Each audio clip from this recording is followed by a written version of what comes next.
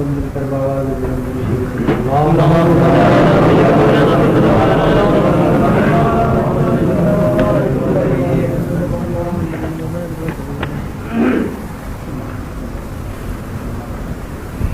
बात तो यही है जो आरजू साहब ने अभी कही कि अल्लाह ताला हम सबको बहुत किना से और हसद से अपने करम से पाक रखे। और ये जो महफिलें हैं जिसमें हमारी और आपकी शिरकत सिर्फ रज़ा इलाही के लिए है, जो अल्लाह की रज़ा चाहते हैं वो किसी मखलूक की रज़ा नहीं चाहा करते, और मखलूक की रज़ा जो चाहते हैं उनके दिल जो हैं वो कदूरत से पुर होते हैं। जो अल्लाह की रज़ा के अंदर अपने आप को मुस्तग़रक़ कर देते हैं उनके क़ल्बों को अल्लाह ताला मुनव्वर फरमा देते हैं। और खुसूसियत से हमारे अहले तरीक़त हज़रात, उनको तो डरना चाहिए कि अगर हमारा कोई काम दिखावे का हो और रियाकारी का हो जिसमें हम नामो नमूद का इजहार देखें, समझ लो कि ईमान का डर है, ईमान जाने का डर। और वो इबादत जितने भी मुताबिदान करें, सारी रात शब्बेदारी कर लें, वो उन्हीं के मुंह पर लपेट कर मारी जाएगी जिसमें रियाकारी हो। अल्लाह ताला हमें महफूज रखे। तो सबसे पहले हमें इस राह तरीक़त में जिस चीज को अपने से दूर करना है वो है नामो नमूद, अपने आप को दूसरे से बढ़कर समझना, अपनी इबादत में ये इजहार करना कि लोग हमको देख करके मुताबिक समझे कि बड़ी इबादत गुजार है। उससे अल्लाह ताला हमें और आपको महफूज रखे, वरना सारा किया क्या बर्बाद हो जाता है। तो एक बात मैंने अभी अर्ज की कि खुदावंद करीम इससे हमें महफूज रखे। और ये आम तौर पर ये चीज होती है, बहुत कम हजरात ऐसे हैं जिनकी सिर्फ इबादत खुशनूदी बारे ताला के लिए हो, बहुत कम। लेकिन अक्सर ऐसे अवामुन्नास का तो कहना ही किया, ये शैतान तो एक अड़ंगा लगा ही देता है बड़े बड़े अहले इल्म को। वो कहता है कि मंजूनी दीगर ने जो हम हैं वो दूसरा नहीं है। किसी को नाज हो जाए अपने कलाम पर, खुश इल्हानी पर, किसी को अपने इल्म पर, अपनी तकरीरों पर, ये सब हमारे यहाँ राह तरीक़त में इन सबको बावजूद के सलाहियतें होने के कसरे नफ्सी इतनी हो कि ये ख्याल ही ना हो कि हमको अल्लाह ताला ने अपनी मेहरबानी से नवाजा, बल्कि डरे। तो ये अहले तरीक़त में लाजमी है, ये याद रखिएगा। अब एक मजमून में फिर दोहरा रहा हूं आप सब के लिए, वो इसलिए कि जो महफिल मंगल की हुई थी उसमें चंद ऐसी खुसूसी बातें वहां पर बयान हुई हैं जो वहां किसी के पास टेप रिकॉर्ड नहीं था, और ना किसी ने उसको कलमबंद किया।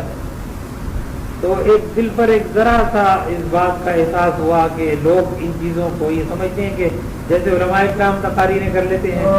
आप ये यकीन कीजिए कि हमारे जो बयान होते हैं ये बिल्कुल उनसे मुख्तलिफ होते हैं। उलमाए किराम को अल्लाह ने वो इल्म अता फरमाए, वो हैं आलिम, और हम तो बेइल्म इंसान हैं।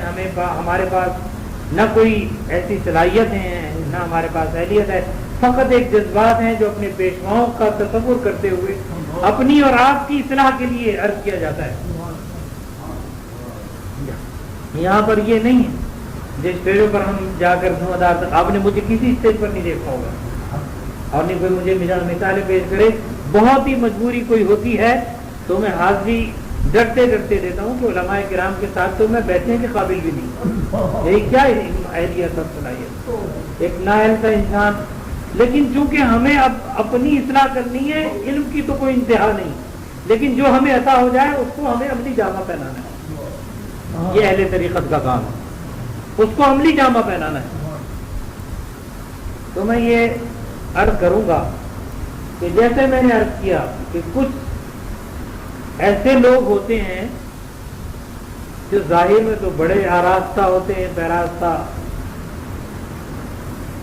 اب جبے کبے کا زمانہ تو نہیں رہا، بہرحال ہے اب بھی، ہاں، یا بظاہر گدڑیاں ڈال لی اپنے پر، ایسے لباس کر لیے کہ لوگ سمجھیں کہ صاحب بڑے دروے صوفی ہیں صاحب، معلوم ہوتا ہے کہ یہ بہت ولی ہیں، لیکن اندر کیا ہے ان کے، وہ باطن جو ہے وہ اس خیال میں ہے کہ لوگ ہماری تعریف کریں۔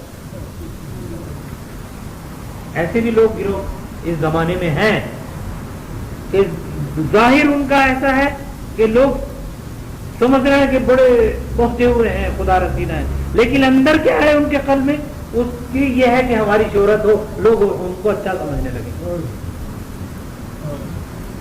ایسے لوگ اللہ اور اس کے رسول کی بارگاہ میں مقبول نہیں بلکہ ملعون ہیں۔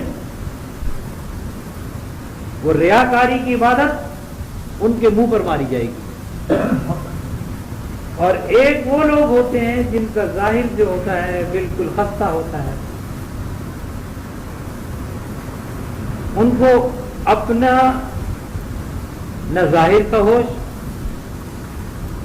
نہ اپنی حیت کا خیال، نہ اپنے کھانے پینے کا ہوش، نہ اپنے جسمانی لباس کی ستر پوشی، ان کو پتہ ہی نہیں، ان کو لوگ دیوانہ سمجھتے ہیں، مجنون کہتے ہیں، اور وہ ہماری اصطلاح میں اہل طریقت کے مجذوب ہوتے ہیں۔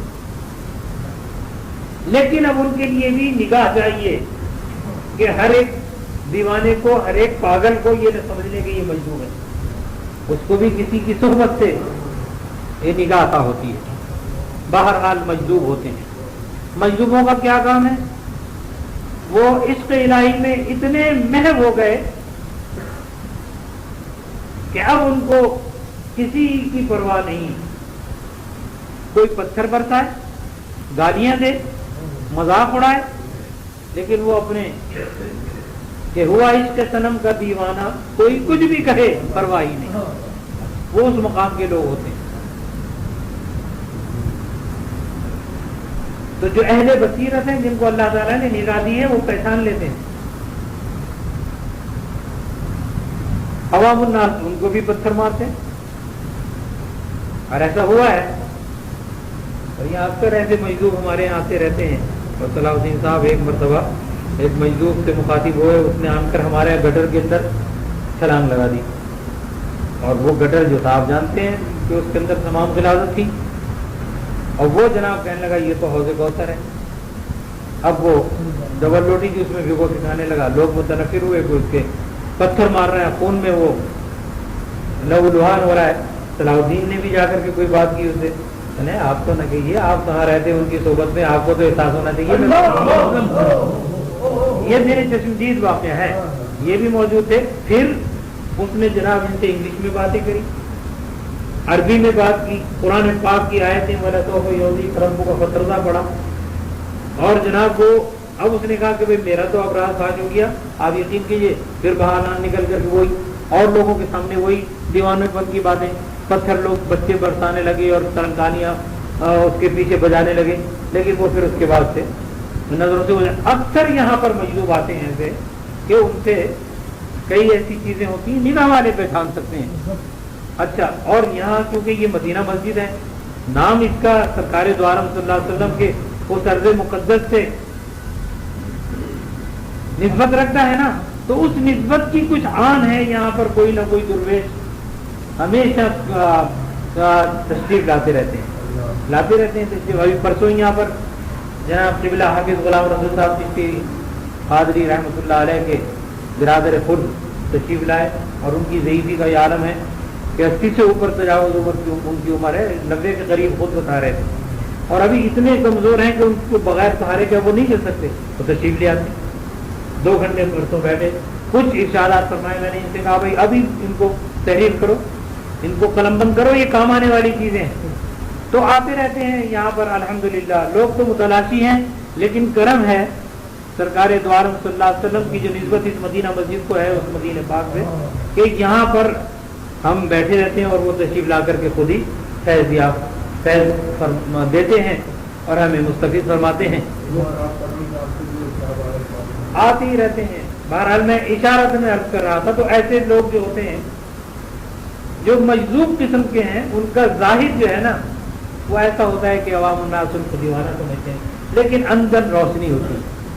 تو حضور مثال کے طور پر حضرت بابا فرید الدین شکرگنج رحمۃ اللہ علیہ فرماتے ہیں, میں نے ایک ایسے ہی مجذوب کو دیکھا کہ اس کو خود بھی پتا تھا اور اس میں سے نور جو تھا وہ آسمان تک جا رہا تھا. فرماتے ہیں میں نے اس کا پیچھا کیا, وہ میں کو اس کو خود علم نہیں کہ میرے میں نور پھوٹ رہا ہے. آخر ایک روز رات کو میں نے اس کو پا لیا کہ وہ تلاوت میں مضبوط تھا, خوش الحانی کے ساتھ. تو میں نے کہا اب تو موقع ہے.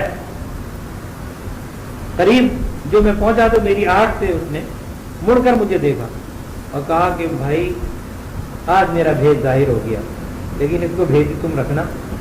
اور پھر اتنا کہنے کے بعد برجستہ جذبے میں آ کر کے آسمان کی طرف نگاہ کی اور کہا اے عالم اسرار کی عطا فرمانے والے, تو نے مجھے اپنے بھید میں سے کچھ عطا کیا تھا, اب میرا بھید ظاہر ہو گیا اور تیرا بھید بھی ظاہر ہو گیا. اب میرا بھید ظاہر ہونے کے بعد میں نہیں چاہتا کہ یہاں پر اب میں رہوں. یہ کہا اسی وقت جہاں وہاں ہو گئے, انتقال ہو گیا. تو یہ ظاہر دیوانوں کی طرح اور باطن میں ایسی روشنی کہ اس سے جن کو اللہ نے چشم بینا عطا فرمائی, اہل بصیرت جو ہے وہ دیکھ لیتے ہیں. اور اس کی مثال میں نے آپ کو بتائی کہ یہاں ہمارے ساتھ ایسے واقعات پیش آئے. تیسرا گروہ, دو تو یہ ہو گئے. ایک وہ جن کا ظاہر جو ہے وہ نام و نمود کے لیے آراستہ ہوتا ہے. اس قسم کے لباس پہننا کہ لوگ ہمیں یہ سمجھیں کہ یہ بڑے محسن ہیں, ولی ہیں, اور اندر کچھ بھی نہیں. اندر یہ ہے کہ ہماری شہرت ہو, لوگ ہمیں اچھا سمجھیں, لوگوں کے دکھانے کے لیے. حالانکہ یہ حضور پاک صلی اللہ علیہ وسلم کی حدیث شریف ہے کہ قیامت کے روز ایسے مجاہد, ایسے عالم, ایسے سخی پیش ہوں گے جن سے یہ کہا جائے گا کہ تم نے ہمارے لیے کیا کیا. وہ کہیں گے ہم نے سخاوت کی. اللہ تعالیٰ فرمائے گا ہمیں سب کچھ علم ہے, تم نے تو لوگوں میں مشہور ہونے کے لیے, لوگوں کو دکھاوے کے لیے سخاوت کی تھی, ہمارے لیے نہیں کی تھی, لہٰذا وہاں مشہور ہو گئے تم سخی, اب تمہارے لیے ہوگا. اسی طرح عالم, اسی طریقے سے جہاد کرنے والا مجاہد, ان کو بھی یہی ہوگا. وہ کہیں گے تم نے ہمارے لیے جہاد نہیں کیا, تم تو یہ چاہتے تھے لوگ تم کو غازی کہیں اور مجاہد کہیں, وہ تمہیں دنیا میں اس کا صلہ مل گیا. کتنی باریکیاں. اسی طرح عالم, تو اللہ رب العزت نے نام و نمود سے اس اہل طریقت میں تو ایمان جانے کا خطرہ ہے. تو فرماتے ہیں کہ بنی اسرائیل میں ایک شخص تھے, جبکہ عمریں 1000 سال کی ہوا کرتی تھی, انہوں نے 500 سال عبادت کی, اور ایسی عبادت کی رات کی شب بیداری ہے, دن میں روزے ہیں, عبادت کرتے کرتے انتقال ہو گیا. اسی زمانے میں کوئی اہل بصیرت نے خواب میں دیکھا کہ اس کے گلے میں توق جو ہے آدھستہ ہے, پیروں میں بیڑیاں آگ کی پڑی ہیں, چاروں طرف سے آگ نے اس کو گھیر رکھا ہے اور وہ تڑپ رہا ہے اور چیخ رہا ہے. تو اس نے کہا بھائی تم تو وہی ہو نا جنہوں نے دنیا میں 500 سال عبادت کی تھی. کہا میں وہی ہوں. کہا اس کی وجہ سے تو آپ کو اللہ تعالیٰ بہت مقام دینا, بلکہ تمہارے پر عذاب ہو رہا ہے. اس نے کہا یہ سچ ہے, بات یہ تھی میں نے عبادت ضرور کی 500 سال کی, لیکن میرے دل میں یہ خیال ہوتا تھا کہ جو مخلوق ہے اس میں میری شہرت ہو جائے کہ بھئی یہ بہت بڑے عابد ہیں. بس اس خیال کی وجہ سے آج میں اس کا یہ خمیازہ بھگت رہا ہوں اور مجھے یہ اس کا سزا جو ہے مجھے اس کی مل رہی، عذاب ہو رہا ہے. یہ اس لیے وضاحت کی جا رہی ہے کہ اللہ رب العزت علیم بذات الصدور ہے، وہ ہمارے دلوں کے حال سے خوب واقف ہے. اگر ہمارے عمل میں ذرا بھی شائبہ دکھاوے کا آ گیا کہ لوگ ہمیں سمجھیں کہ یہ نمازی ہیں، یہ تو بڑے قاری ہیں، یہ ہمارے لیے جو ہے ایک بہت بڑی آفت ہے. اس میں ہمیں رضا الہی حاصل کرنے کے لیے ہر کچھ کرنا ہے، اور پھر کرنے کے بعد اللہ سے یہ التجا کریں کہ باری تعالیٰ ہم سے تو کچھ بھی حق ادا نہ ہو سکا. یہ تو آپ کی بندہ پروری ہے کہ آپ نے توفیق دی، اگر آپ چاہیں تو قبول فرمائیں، یہ آپ کے کرم پر ہے. ہماری طاقت نہیں کہ جو ہم یہ کر سکیں، آپ کے کرم پر. ورنہ عام طور پر یہ دیکھا جاتا ہے لوگ نماز پڑھ کے سمجھتے ہیں اب دیکھیے ہمیں کون سی جنت ملے گی. اللہ تعالیٰ فرماتے ہیں کہ اب نام نہ لینا، یہ تو ہم نے تمہیں توفیق دی تھی، اب تمہارے دل میں یہ گھمنڈ آ گیا تو مردود ہو جاتے ہیں. وہاں تو یہ ہے کہ مرتے دم تک اللہ تعالیٰ ہمیں عاجزی عطا فرمائے اور ایمان کے ساتھ ہم سب کا خاتمہ بالخیر فرمائے. بات جب بنتی ہے کہ ہم اور آپ اللہ تعالیٰ ہمیں سب کو ایمان کے ساتھ، اس کے لیے ہمارے پیشواؤں نے اللہ سے عاجزی کی ہے، اللہ کی بارگاہ میں التجائیں کی ہیں. سرکار غوث العظم رضی اللہ تعالیٰ عنہ کا یہ ارشاد، ورا روزے کے با ایمان بمیرم مرا روزے عیدت. تو ہم آپ کیا ہیں؟ وہ تو پیروں کے پیر ہیں. تو اور ایک وہ لوگ ہوتے ہیں جن کا ظاہر بھی اور باطن بھی دونوں ہی جو ہے مغلظ ہوتے ہیں، ناپاک ہوتے ہیں. وہ عوام الناس ہوتے ہیں، ان کو کوئی خیال ہی نہیں، نہ آخرت نہ دنیا کے اندر کی کس طرح زندگی گزارے، ان کے خیال میں ہی نہیں کہ اگر حرام ہم کھا رہے ہیں تو اس کا کیا ہمیں عذاب ہوگا. ان کے ذہن میں نہیں کہ آخرت کیا چیز ہے. یہ عوام الناس ہوتے ہیں، رشوت دے رہے ہیں، بلیک کر رہے ہیں، یہ ان کے لیے کوئی اہمیت نہیں دیتی بات. ان کے لیے دنیاوی دولت. اس کے لیے قرآن پاک میں اللہ تعالیٰ نے فرمایا ہے کہ جب رب تبارک و تعالیٰ روز محشر میں جزا اور سزا دیں گے تو فرمائیں گے، پہلے قرآن پاک میں بتا دیا، اليوم نختم علی افواہہم وتکلمنا ایدیہم وتشہد ارجلہم بما کانوا یکسبون. اس روز اللہ تعالیٰ منہ پر مہر لگا دیں گے، فرمائیں گے اللہ تعالیٰ ہم ہاتھوں کو حکم دیں گے کہ تم ہم سے کلام کرو، تو ہاتھ ان سے باتیں کریں گے کہ ہاں باری تعالیٰ اس ہاتھ سے اس نے حرام کمایا تھا، رشوت دی تھی، بلیک کیے تھے، کم تولا تھا، غرض کے جتنی بھی ہاتھ کے اندر برائیاں وہ کرنے کی، وہ ہاتھ خود گواہی دے گا کہ باری تعالیٰ میں گواہی دیتا ہوں. وتشہد ارجلہم، اور پیر ان کے گواہی دیں گے کہ غلط راستے پر گیا تھا. پھر رب تبارک و تعالیٰ فرمائیں گے تمہارے تو خود تمہارے اعلیٰ تمہارے خلاف گواہی دے رہے ہیں، ہم تمہارے پر کوئی زیادتی نہیں فرما رہے، آج تو جزا اور سزا کا دن، جیسا تم نے کیا اس کا تم کو بدلہ ملے گا. تو جو اللہ تعالیٰ جن کو کرم فرماتے ہیں، جن کے باطن بھی آراستہ ہوں اور ظاہر بھی آراستہ ہوں، وہ ہے اللہ کی بارگاہ کے مقبول بندے. جو اندر ہے وہی باہر، جو جیسے اندر ہے ویسی باہر، جیسی باہر ویسی اندر. اسی طرح کا اللہ تعالیٰ ہم سب کو ظاہر اور باطن آراستہ اور براستہ کر دے. یہ ہمارے پیشواؤں کو اللہ تعالیٰ نے بخشا. ان پر اگر قید وارد ہو گیا، ایک نہیں اگر ہزاروں چاقو اور خنجر ان کے مارے جائیں تو ان کو پتہ نہیں چلتا. اللہ تعالیٰ ایسا کیا عطا فرمائے,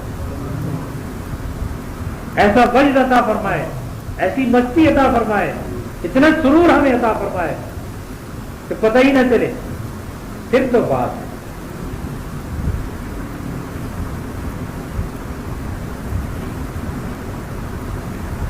تو یہ وہ گروہ جن کا ظاہر بھی آراستہ ہو اور باطن بھی آراستہ ہو, وہ اپنے مقام کو حفاظت کرنے کے لیے انہوں نے بڑی بڑی قربانیاں دی ہیں. ایک بزرگ جن کو اللہ تعالیٰ نے ان کی ریاضت اور مجاہدے کے سبقے میں صاحب نعمت بنا دیا, ایک مرتبہ اپنے عبادت گاہ سے نکلے جمعے کی نماز کے لیے, نماز پڑھی جمعے کی, واپسی میں ان کی نظر ایک عورت پر پڑ گئی. دیکھتے ہی لرز گئے, نظر پڑ گئی, آنکھوں پہ ہاتھ رکھ لیے اور یہ آواز بلند, یا غفور کی ندا بلند, اور اتنا لرز گئے اور کانپے. جب اپنے واپس اپنے مقام پر آئے تو کہا باری تعالیٰ جو نگاہ تیرا دیدار کرے وہ غیر پر پڑے, اس نگاہ کو تو لے لے میرے سے. اتنی دعا کی کہ ان کی آنکھوں کی روشنی جاتی رہی. اتنے زبان سے ان کے نکلنا تھا کہ آنکھوں کی روشنی ختم. جب آنکھوں کی روشنی گئی, اٹھے, وضو کیا, شکرانے کے نفل ادا کیے. آیا آپ کے خیال میں مقام اور اپنی حفاظت اس مقام کی کرنے کی. تھوڑی دیر گزری تھی کہ کچھ لوگوں نے کسی کی برائی بیان کرنی شروع کر دی, چغلی کرنے لگے, لوگ بیٹھے ہوئے غیبتیں کرنے لگے.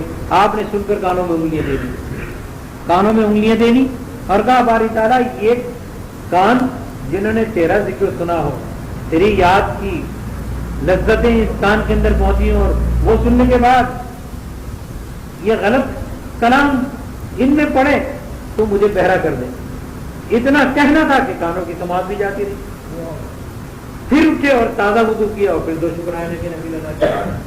تو یہ ہمارے ان پیشواؤں نے اتنی محنت اور جہد اور ریاضت اور مجاہدات سے یہ مقام حاصل کیا اور ان کی حفاظت کی. وہ جانتے تھے اس لیے کہ صحیح معنی میں آخرت جو ہے اس کے لیے زاجرہ کرنا ہے. اور جب رب تبارک و تعالیٰ یہ مقام عطا فرماتے تھے, یعنی ظاہر بھی ان کا آراستہ اور باطن میں بھی روشنی ہو, جب دونوں چیزیں عطا ہو جاتی ہیں تو پھر کوئی حجاب نہیں رہتا. پھر وہ روشنی ہے کہ جس طرح کہ اس کو ابھی لائٹ کو بجھا دیا جائے تو ہم تاریکی میں ایک دوسرے کو نہیں دیکھ سکیں گے. وہ روشنی جو رب تبارک و تعالیٰ کے نور سے جن کے قلبوں میں اللہ عطا فرماتے ہیں, اس روشنی سے وہ چیزیں منور ہوتی ہیں کہ یہ دیوار بھی اس میں حائل نہیں ہوتی, کوئی پہاڑ بھی اس کی راہ میں حائل نہیں ہوتا. جب نظر اٹھتی ہے تو سینکڑوں میل نہیں بلکہ کہیے کہ لاکھوں کوس تک ان کی نظر کے سامنے اس طرح ہوتا ہے جیسے ہاتھ کی ہتھیلی کو دیکھتے. یہ حق ہم عرض کر رہے ہیں, اس میں کوئی ذرہ برابر ہماری اپنی طرف سے بات نہیں, بلکہ ہمارے پیشواؤں کے یہ ارشادات جس مقام کو انہوں نے طے کیا پھر ان کو بیان کیا ہمارے اور آپ کے لیے کہ ہم استفادہ کریں. چنانچہ ہمارے سیدی مرشدی حضور بابا صاحب رب اللہ علیہ رحمۃ پانی پت میں میرا صاحب کی ایک بنی کہلاتی تھی, وہیں آپ نے اپنا ایک چھوٹا سا حجرہ بھی بنایا تھا. وہ جنگل تھا, وہاں پر قیام وزیر تھے اور ان کی خدمت میں سید صاحب جن کا مزار ابھی پہلو میں ہے, بہت ضعیف تھے, انہوں نے بڑی خدمت کی. یہ تشریف فرماتے اچانک بابا صاحب نے کہا سید دیکھو وہ دشمن گولی مار رہا ہے افغانستان میں بادشاہ پہ, تو اب کہاں افغانستان اور کہاں پانی پت میں میرا صاحب کی بنی. انہوں نے کہا حضور کہاں دیکھو وہ سامنے، وہ نگاہوں کے سامنے تھا، دوسرے دن اخبار میں آ گیا. تو یہ اللہ رب العزت نگاہ عطا فرما دے. یہ سید صاحب نے مجھے خود بتایا. حضرت بہاؤالدین زکریا ملتانی رحمۃ اللہ علیہ، باوفری شکرنند رحمۃ اللہ علیہ کے خالازاد بھائی ہیں اور اپنے زمانے میں غوث الوقت ہوئے، غوث بہاؤالدین. تو حضور بابا صاحب کو بھی اللہ نے مقام اعلیٰ عطا فرمایا تھا. آپ سہروردیہ سلسلے سے غوث بہاؤالدین اور ہمارے حضور باوفری شکرنند رحمۃ اللہ علیہ کا چشتی عالیہ سلسلہ ہے. فرماتے ہیں حضور بابا صاحب کہ میں اپنے بھائی جان کی خدمت میں بیٹھا ہوا تھا کہ اچانک رونے لگے ہائے ہائے کر کے اور فرمانے لگے انا للہ و انا الیہ راجعون. میں نے کہا بھائی جان انا للہ و انا الیہ راجعون اس وقت کیسے پڑھ رہا ہے؟ آؤ میرے قریب آؤ. اور دیکھو سامنے، کہا دیکھو کس کا جنازہ جا رہا ہے. تو میں نے دیکھا کہ بغداد شریف سامنے ہے میرے، اور ایک بزرگ حضرت شیخ سعد الدین علیہ رحمہ جو ہیں ان کا جنازہ اٹھ رہا ہے، اور جامع مسجد جو ہے وہاں کی بغداد شریف میں قریب لوگ جمع ہو رہے ہیں جنازے کی، اور ملتان شریف میں قیام کرنا. تو یہ تو حضور اکرم صلی اللہ علیہ وسلم کے غلام کو یہ مقام ان کی محبت میں عطا ہوتا ہے. اور لوگ کہتے ہیں کہ حضور صلی اللہ علیہ وسلم کو دیوار کے پیچھے کہیں نہیں. یہ تو معاذ اللہ سرکار کی محبت رکھنے والوں کو اللہ نے، لیکن اللہ تعالیٰ ہمیں ان کی ہمارے قلبوں میں محبت دے جنہوں نے یہ مقام حاصل کیے ہیں. ہماری وہ ہمت نہیں جو ہم ایسے ریاضت اور مجاہدے کر سکیں، لیکن کم سے کم اللہ ان کی ہمیں دلی محبت عطا فرما دے. کیونکہ محبت کرنے والا بھی دوست سے دوستی رکھنے والا بھی اس کا دوستی ہوتا ہے. وَحَسُنَ أُولَٰئِكَ رَفِيقًا اللہ نے فرمایا کیا ہی اچھے وہ لوگ ہیں جو ان اللہ والوں سے دوستی کریں. یہ اللہ کا فضل ہے جن کو عطا فرما دے. تو حال وارد ان پر بھی ہوئے ہیں، سرکار دو عالم صلی اللہ علیہ وسلم پر بھی حال وارد ہوئے، لیکن وہ عوام الناس کے لیے نہیں. نہ عوام الناس اس مقام کو سمجھ سکتے ہیں، اور مقام سرکار کی تو بڑی بات ہے. حضرت موسیٰ اشعری رضی اللہ تعالیٰ عنہ فرماتے ہیں ایک مرتبہ سرکار دو عالم صلی اللہ علیہ وسلم پر حال وارد ہو گیا. آپ مدینہ منورہ سے باہر ایک باغ میں تشریف لے گئے. مدینہ منورہ سے باہر ایک باغ میں تشریف لے گئے، اور اس باغ میں ایک کنواں تھا، اس میں کنویں میں پیر لٹکا کر کے بیٹھ گئے اور کہا اے موسیٰ اشعری اس باغ میں کسی کو نہ آنے دینا ہماری اجازت کے بغیر. تو بہت اچھا اردو.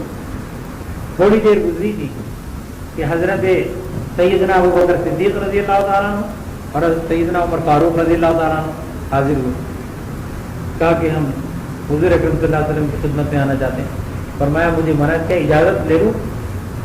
جا کر کے عرض کیا کہ حضور حضرت ابوبکر صدیق رضی اللہ تعالیٰ عنہ اور حضرت عمر فاروق رضی اللہ تعالیٰ عنہ اجازت چاہتے ہیں. فرمایا آنے دو. تشریف لے آئے. فرمایا میرے دونوں آؤ، جس طرح میں بیٹھوں اسی طرح تمہیں میرے دائیں طرف اسی کنویں میں ٹانگیں لٹکا کر بیٹھ جاؤ. بیٹھ گئے. تھوڑی دیر گزری تھی کہ حضرت سیدنا عثمان غنی رضی اللہ تعالیٰ عنہ اور حضرت علی مولا کائنات علی المرتضیٰ شیر خدا کرم اللہ وجہ تشریف لے آئے. اجازت مانگی. حضرت موسیٰ اشعری رضی اللہ تعالیٰ عنہ نے عرض کیا جا کر کے کہ حضور دونوں صحابہ آپ کے حاضری کے لیے اجازت مانگتے ہیں، تو ان دونوں کو بلا لو. ارشاد فرمایا.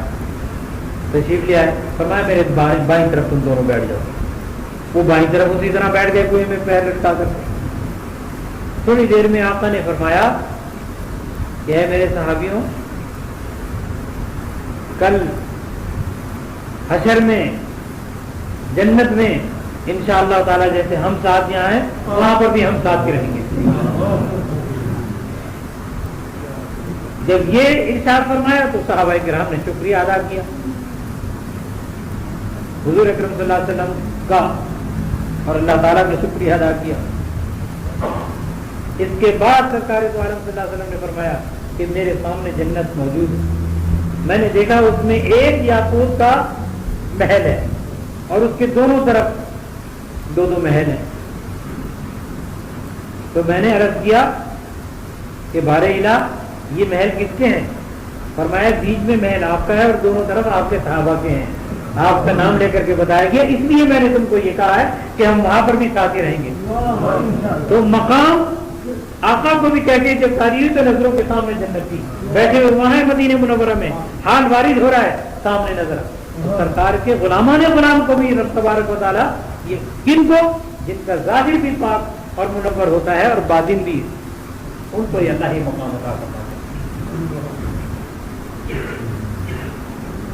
تو یہ جو میں نے آپ کے سامنے عرض کیا کہ اس راہ طریقت میں شہرت چاہنا، اللہ کی مخلوق میں نام و نمود کی عبادت کرنا، ریا کرنا، ریاکاری سے کوئی بھی نیک کام کرنا، یہ سمجھ لیجئے کہ اس میں ایمان کا خطرہ ہوتا ہے۔ اللہ سے ڈریں، اس کا خوف رکھیں، ایمان جس کے قلب میں ہے اس میں تو اللہ کا خوف ہوگا۔ جس کے دل میں اللہ کا ڈر نہیں، ہم سمجھتے ہیں کہ اس کا ایمان بھی قائم رہنا مشکل ہے۔ مسلمان ہے ہی وہ جو دوسرے کو دکھ کے اندر اس کے دکھ درد میں کام آئے اور اس کے لیے دعائیں کرے اپنے۔ خداوند کریم اپنے خاص وقت بھی عطا فرما دے۔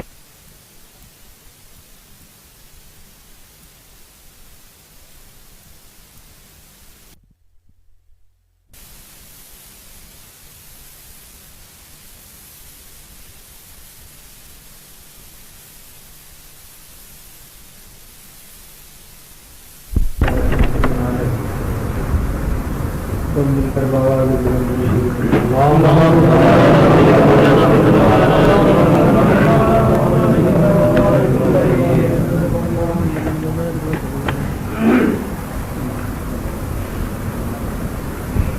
بات تو یہی ہے جو عارض صاحب نے ابھی کہی کہ اللہ تعالی ہم سب کو بغض کینہ سے اور حسد سے اپنے کرم سے پاک رکھے۔ اور یہ جو محفلیں ہیں جس میں ہماری اور آپ کی شرکت صرف رضا الہی کے لیے ہے، جو اللہ کی رضا چاہتے ہیں وہ کسی مخلوق کی رضا نہیں چاہا کرتے، اور مخلوق کی رضا جو چاہتے ہیں ان کے دل جو ہیں وہ کدورتوں سے پر ہوتے ہیں۔ جو اللہ کی رضا کے اندر اپنے آپ کو مستغرق کر دیتے ہیں ان کے قلبوں کو اللہ تعالیٰ منور فرما دیتے ہیں۔